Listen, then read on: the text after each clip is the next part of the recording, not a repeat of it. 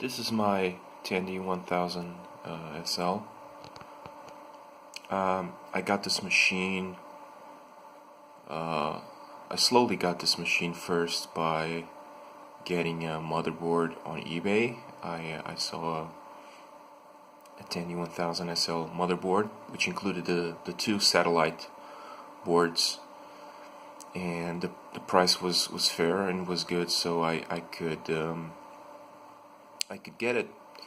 For some of you who might not know, I live in Europe, which is not a big deal, but it's complicated to get a Tandy 1000 when you live in Europe, because these machines were mainly sold in North America.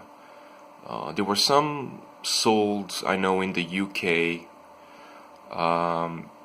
but they're really rare, quite rare in Europe. There are a few problems that you need to overcome if you want to get one of these machines. Well, first of all, in Europe we have 220 volts AC power, and these machines mainly come with, if you get one from North America, of course, the power supplies only support the 110, so they're not switchable. So unless you get a power supply that's European compliant, to 120 volt compliant, you need to find another way. What I did with mine was I removed the PCB and all the innards from the PSU innards from the metal frame, and I just got a TFX PSU, which is very slim, and fitted inside the Tandy PSU metal frame. I think you can hear the fan of the TFX power supply. It's really loud. I'm not satisfied with it, so I'm gonna try and find I'll either change the fan, or I'll get a Seasonic TFX PSU that I know to be quite good. So another problem with that out of the way, another problem you get is the video, because the Tandy uses just RGBI TTL output for video. So it's basically CGA compatible with the added 16 color low res modes, and this machine also supports the higher res 16 color mode called Tandy Video 2. Although it is rarely used, there aren't a lot of programs that use it. So I have inside basically just RGBI to RGB analog converter. Just converts the signal from digital to analog, and then I run it through this TV via the SCART plug, because the SCART plug accepts the changed RGB analog normal signal without being upscaled to 30 kilohertz. So it's still an analog 15 kilohertz RGB signal, which the SCART plug takes just fine. The image quality isn't perfect, but it's okay. So I really wanted to make something different with this machine, because this machine comes with an 8 MHz 8086. When I got this motherboard for this machine, it really came already with a V30, a normal V30 installed, and I really wanted to do something different. I should mention, by the way, that I got this case, this Tandy 1000 SL case, thanks to another vintage computer enthusiast. So thank you very much, Brian, for selling me one of your spare cases. You'll notice that it's lacking the volume knob, which Brian very kindly made one for me, but I was careless with it and it broke. So I need a new volume knob. I also installed here it's a Gotek floppy drive emulator, and I have just a normal 5.25 inch 1.2 megabytes high density drive. It's really floating around because the rails that I got aren't really suitable for this machine. But fortunately, I have a very good friend who's gonna send me a pair of Tandy, genuine Tandy drive rails, so I can lock the drive in place. So basically, I just was checking around the Tandy 1000 SL Tech manual, and I noticed that it uses two dual output oscillators which provide all the clocks for the machine, and there's one particular oscillator which is the 16-24 megahertz oscillator, which provides the 24 megahertz signal to the buffer blue chip, which will then will divide the 24 megahertz signal by 3, and then it will route that divided clock, which is a 33% duty clock cycle, to the CPU.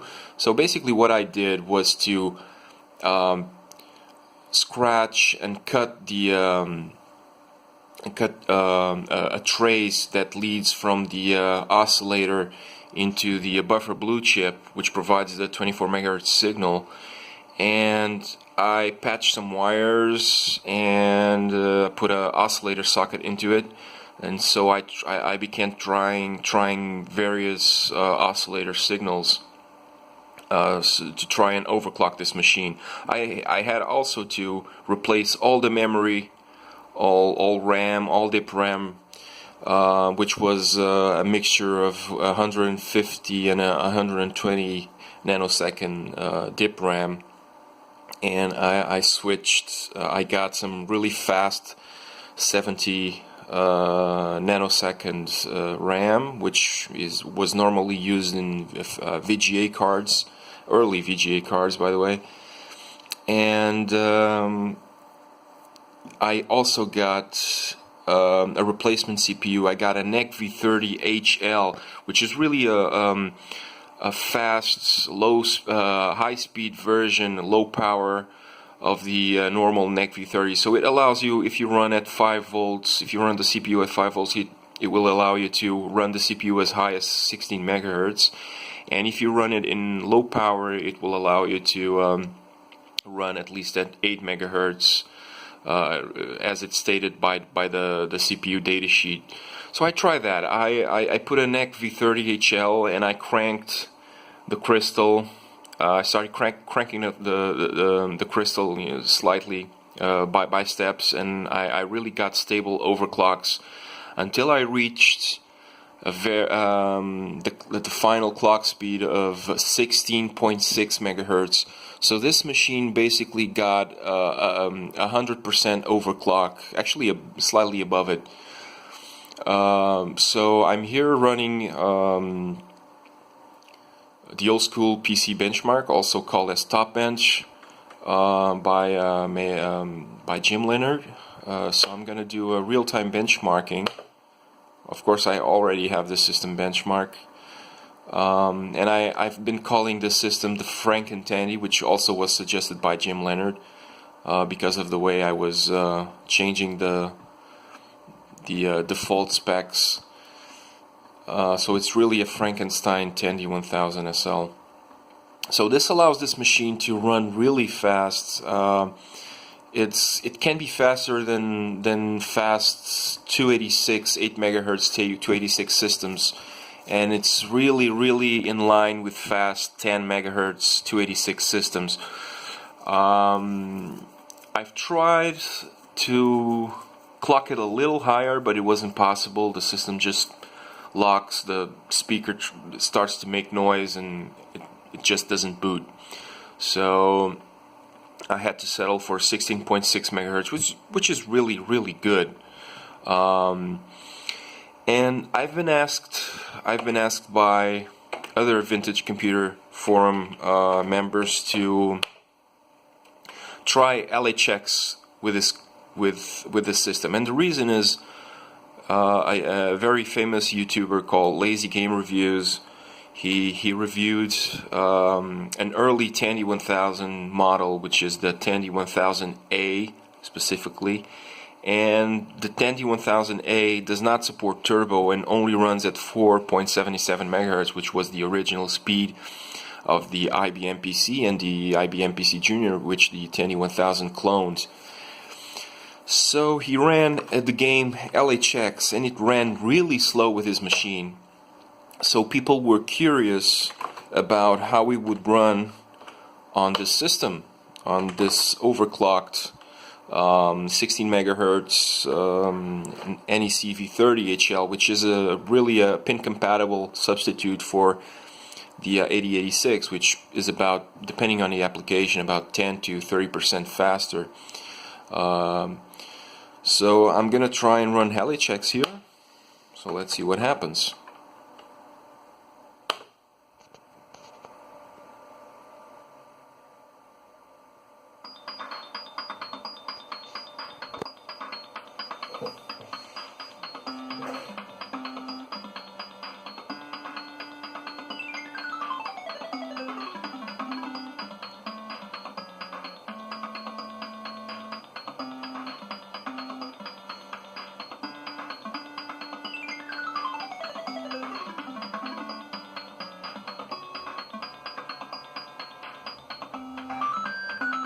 Okay, I just wanted to show you a bit of the intro so that you could see how fast the intro would run.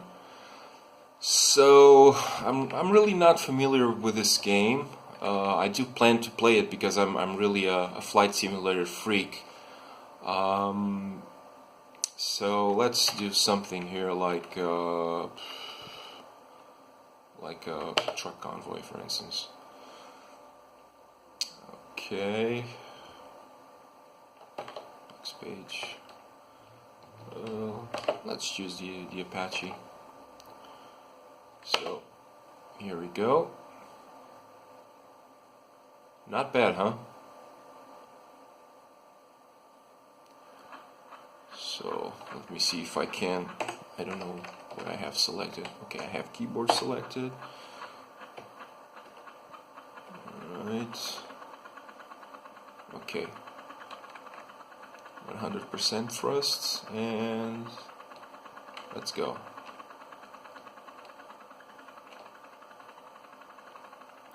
So, as you can see, it is actually running quite well, I think.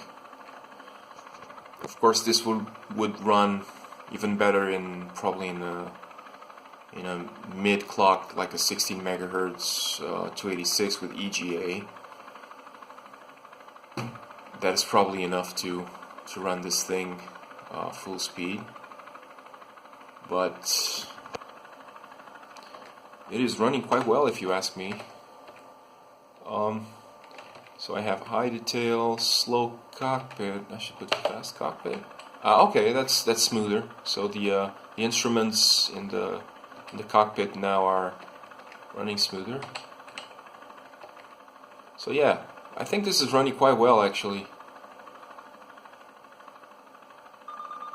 Whoops, so something is targeting us. Okay, let me uh-oh, we got hit. Yeah, I'm really not familiar with this game, so, and I'm trying to play as I holding up the phone so I can shoot this video. So I'm not playing this properly. Uh-oh, yeah, damaged. I was flying too high anyway. This was bound to happen. Yep, I'm going down.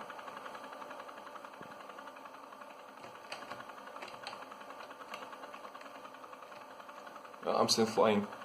Okay. So yeah, I think there aren't a lot of objects in the screen right now, but Anyway, I think this is running quite well. So yeah, this is it. This is LHX on my FrankenTandy 16 MHz Tandy 1000 SL. Thank you very much for watching.